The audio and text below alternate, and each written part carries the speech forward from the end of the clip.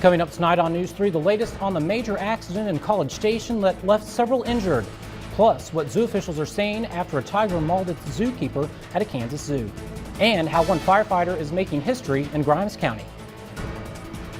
Good evening and thank you for joining us. I'm Clay Falls. Whitney Miller is off tonight. We have an update on this afternoon's major car crash at Hallman Drive and Welborn Road in College Station. College Station police say a driver on Welborn Road was approaching Hallman Drive when their car left the road for an unknown reason. They crashed into another car that was on Hallman waiting to turn onto Welborn. Both cars had significant damage and all three people were taken to the hospital for treatment. Police said they had major and minor injuries. The road is now open. One local firefighter is breaking the mold and inspiring younger generations. News 3's Kendall Hogan was at the fire department today to speak to their newly elected fire chief. Inspired by her grandparents' selflessness, Cassandra Malone always knew she wanted to be a firefighter.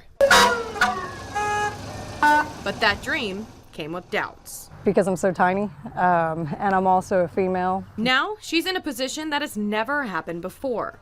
She was elected fire chief at Todd Mission Fire Department, becoming the first female fire chief in Grimes County history. To me, it just means that I have more responsibility to take that initiative, to be an outstanding leader, so that future generations, there will be other women that step up and take chief positions and do a fantastic job. A job that Assistant Fire Chief Justin Correa says is an inspiration to not just their firehouse, but others. She sets the new bar, especially here in Grimes County, as far as what we want to be and our goals going forward. Females are pushing the limits, showing what they can do, that they can work just alongside men and do the same job, if not better than some men, and it's incredible. Malone says sometimes being a trailblazer means working 10 times harder just to prove you belong. Train harder than anybody else. Don't let anybody's words get you down. You're going to be the hardest critique of yourself. And because you're a female doesn't mean that you get cut any slack. In Todd Mission, Kendall Hogan, News 3. Todd Mission Fire Department says they look forward to being a part of changing the culture of the fire service.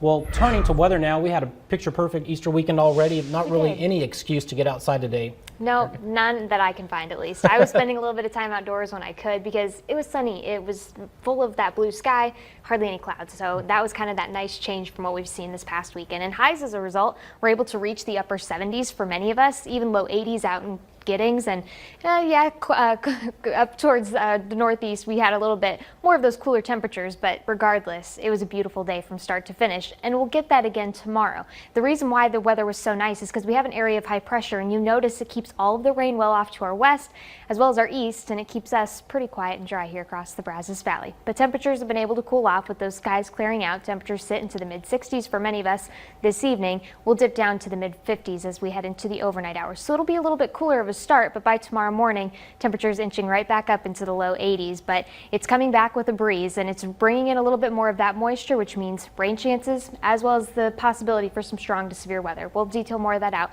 coming up here in just a few minutes. Thank you very much, Erica. 2 days after the release of the Mueller report, reaction is coming in from all sides, from the president, his legal team, Democrats, and now the former White House counsel who cooperated with Robert Mueller. Here's Weijia Jiang. This weekend, President Trump was all smiles from his Florida golf club, but a flurry of frantic tweets suggest he's preoccupied with the Mueller report, despite declaring game over when it was released. The president wrote, "The end result of the greatest witch hunt in U.S. political history is no collusion with Russia and no obstruction. Pretty amazing." But special counsel Robert Mueller did not reach a conclusion on the obstruction of justice. He investigated 10 events in which it may have occurred, including Mr. Trump directing White House counsel Don McGahn to fire Mueller. McGahn took copious notes about the request. President Trump warned, watch out for people that take so-called notes when the notes never existed until needed. And his personal attorney, Rudy Giuliani, slammed McGahn's credibility in multiple interviews. McGahn's lawyer responded in a statement, "It's a mystery why Rudy Giuliani feels the need to relitigate incidents the Attorney General and Deputy Attorney General have concluded were not obstruction, but they are accurately described in the report." The Mueller document has now left us with a roadmap to go forward Congressional Democrats issued a subpoena for an unredacted version of the report and called for Mueller to testify before Congress. We have a Constitution of the United States, and it says when a president engages in this kind of activity, then it's time for impeachment. Massachusetts Senator Elizabeth Warren is the first major presidential candidate to mention impeaching Mr. Trump.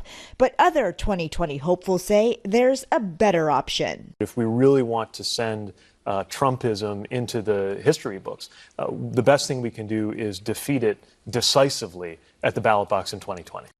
On Monday, House Speaker Nancy Pelosi is planning to hold a conference call with Democrats to go over the findings in the Mueller report, what she calls a grave matter. Pelosi says they will also talk about, quote, the next steps that must be taken. Weijia Zhang, CBS News, West Palm Beach, Florida. A zoo employee in Topeka, Kansas is reportedly in stable condition after being mauled by a tiger this morning. According to zoo officials, the tiger's primary keeper and the endangered tiger entered the tiger's same space as one another. That's when the tiger pounced on the employee. She was sent to the hospital for her injuries and is in stable condition. The zoo plans to review the incident but says this is the first attack of its kind and there are no plans to euthanize the animal. Police in New York have found a person of interest after 2 women were attacked with an axe, but they aren't yet releasing a name. A 20-year-old girl was found hacked to death in her apartment this morning. A second woman who lives there was critically injured, and a 4-year-old girl found in a separate room was not hurt. Police said at a press conference they believe the victims knew their attacker. They found an axe in a dumpster nearby, but haven't confirmed it as the weapon. On this Easter weekend, there is a growing sentiment in France with some pushback on rebuilding a national treasure, Notre Dame. Reconstruction could easily cost more than $1 billion. As Roxana Saberi reports, some people feel that money could be put to better use.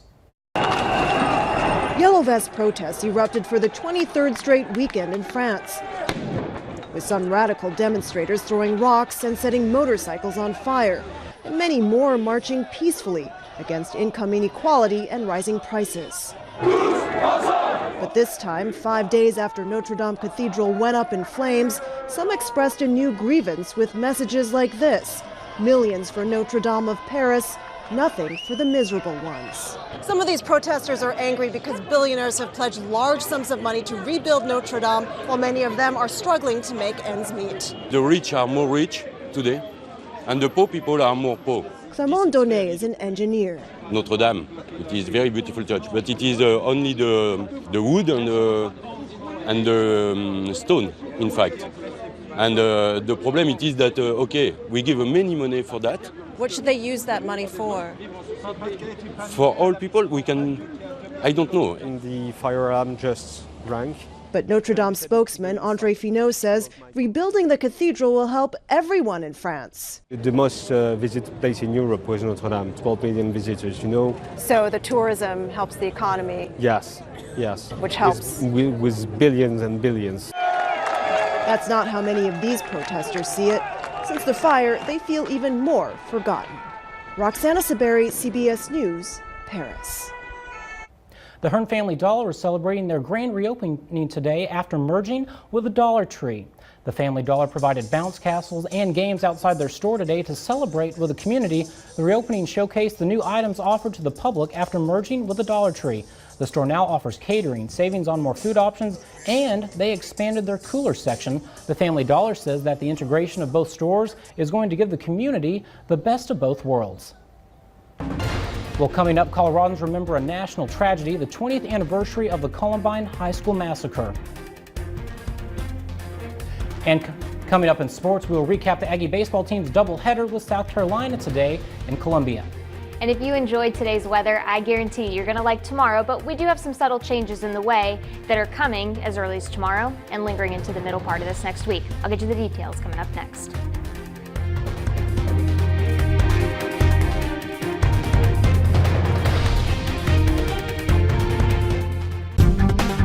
Closed captioning on News 3 is sponsored by Brenham Chrysler Jeep Dodge and Ram.